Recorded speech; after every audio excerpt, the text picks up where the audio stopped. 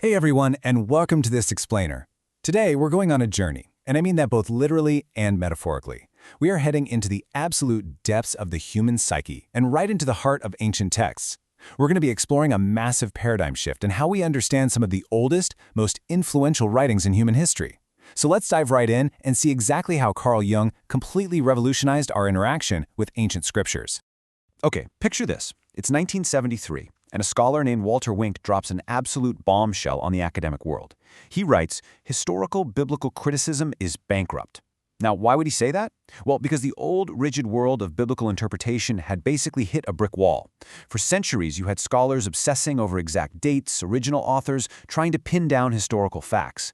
But Wink and the psychological pioneers who came after him realized this purely historical approach was leaving out literally the most important part of the equation, the human soul. The old method was bankrupt simply because it completely forgot the reader. So how did we actually get here? Let's map this out real quick. Starting right after the Renaissance, we had the historical critical method. This was treating ancient texts almost like a dry, hard science.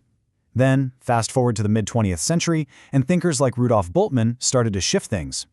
They began uncovering the unconscious, mythical worldviews that were hiding just beneath the text.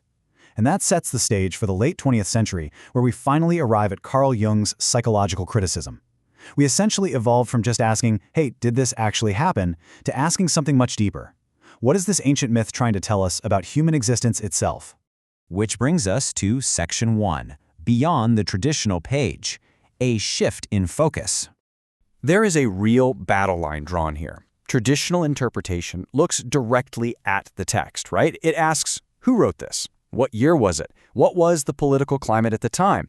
But the Jungian interpretation, championed by modern scholars like Wayne Rollins, does something different. It looks through the text. It focuses on the reader's psyche, on deep archetypes, and on inner transformation. It's basically the difference between studying a mirror to figure out how the glass was manufactured versus actually looking into the mirror to see yourself. Moving right along to Section 2, Entering the Soul Book. In his scholarly exploration of Jung's methods, Stephen King highlights a massive realization. Ancient scriptures shouldn't just be viewed as strict religious rulebooks or dusty historical ledgers. Jung recognized them as what he called soul books. These texts are spontaneous utterances coming from the absolute deepest parts of our personality. Yes, they were written by humans who felt touched by something transcendent, but that profound intersection? It happened entirely within the human psyche. Now, a quick heads up here. When we say psychology, we have to be careful, because not all approaches are the same. Take Sigmund Freud. His approach was causal and reductive. He often took these incredibly powerful symbols and just boiled them down to repressed psychosexual libido. Jung's approach, on the other hand, was totally different. It was teleological and purposive. Jung believed that our psychic energy wasn't just running away from past trauma. It was actively seeking wholeness in the future. For Jung, a powerful religious symbol isn't a symptom of some disease, it's a compass, pointing the soul toward healing. All right, Section 3, Decoding the Archetypal Language. So to really grasp this, we absolutely have to understand what an archetype is. Archetypes are universal, inherent structuring patterns within the collective unconscious. They naturally order human experience. Think of them as this hidden, psychological gravity that pulls ancient stories into these specific shapes that still give us goosebumps today. Archetypes are the exact reason why a story written 3,000 years ago on a completely different continent can still make you cry. They are quite literally the inborn language of the human structure. Let's look at the hero archetype as a prime example of this.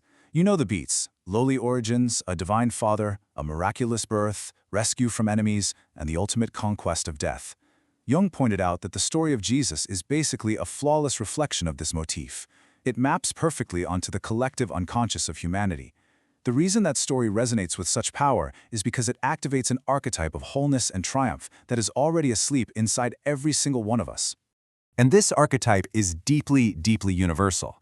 For instance, in the Old Testament, you have Yahweh battling the sea dragon Leviathan. Now jump over to ancient Babylonian myth, and you have the god Marduk battling the sea monster Tiamat. Jung tells us that these aren't just primitive action tales about fighting sea monsters. No way. They are profound psychological metaphors. They represent human consciousness fiercely asserting its independence, fighting to rise above the dark maternal sea of the unconscious mind. It's literally the story of the human mind waking up. Which brings us to Section 4, Tools for Inner Transformation. So how do we actually use this? Well, the first primary tool is called amplification. This is the process of clarifying a symbol by exploring both your personal associations and global mythological parallels. If you encounter a confusing symbol in a text, or even in a dream, you don't just guess what it means. You amplify it. You turn a flat symbol into a rich echo chamber by connecting your own personal quirks to the vast collective myths of humanity. To see amplification in action, consider the biblical book of Ezekiel. There's this wild vision of 4 living creatures, a lion, an ox, an eagle, and a human. If we amplify this, Jung compares it directly to an ancient Egyptian legend of the 4 sons of Horus, who also happen to share human and animal heads. So what do these totally disparate global myths point to? The exact same psychological reality. They represent Jung's 4 orienting functions of consciousness: thinking, feeling, intuition, and sensation. It's like 4 separate pieces making up one whole puzzle. Absolutely fascinating stuff. Now, the second tool is active imagination. This means allowing an archetypal image to unfold in new ways through art, movement, or storytelling. You don't just sit back and read the text, you actively step into the narrative. You let the seed of that ancient image grow in your mind and express itself right now, in your present reality. This is exactly why human beings have spent centuries painting, sculpting, and making films about ancient scriptures. It's active imagination playing out in real time. And finally, Section 5, the journey to wholeness, the ultimate destination. This whole psychological journey requires a descent and a return. Step 1 is discrimination. Our ego emerges, we create this socially acceptable persona for the world, and we shove all our undesirable traits deep into the unconscious shadow. Step 2 is confrontation. That hidden shadow starts acting up through neuroses or really intense dreams, and we suddenly realize, wow, we are seriously unbalanced. And then step 3 is integration. We finally reconcile the light and the dark, achieving actual, true wholeness. Ancient scriptures are entirely mapped around this exact 3-step journey. The grand prize of this entire framework is something called individuation. This is the healing of the soul. It happens when we achieve true balance, knocking our fragile, anxious, conscious egos right off the throne and replacing it with the integrated self, the totality of who we actually are. According to Jung, the primary function of the Bible, or honestly any sacred text, is to trigger this exact process, to act as a tutor for the soul, guiding it into realizing its own divine wholeness. As scholar Wayne Rollins beautifully summarizes it, the Bible is an utterance of the soul. This whole evolution and interpretation we've talked about today isn't about discarding history or disrespecting the text. Far from it. It's about treating these stories with the ultimate respect, viewing them as a profound, living mirror for our own internal transformation. It proves that the ancient authors and you, sitting here today as the modern reader, are connected by the exact same psychological architecture. So as we wrap up this explainer, I want to leave you with a provocative question to chew on. What unconscious archetypes are driving your own interpretations of the stories you consume today?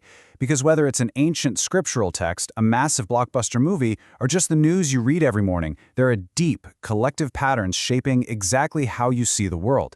So next time you feel deeply moved by a story, just pause for a second and ask yourself, what part of my soul is this trying to wake up?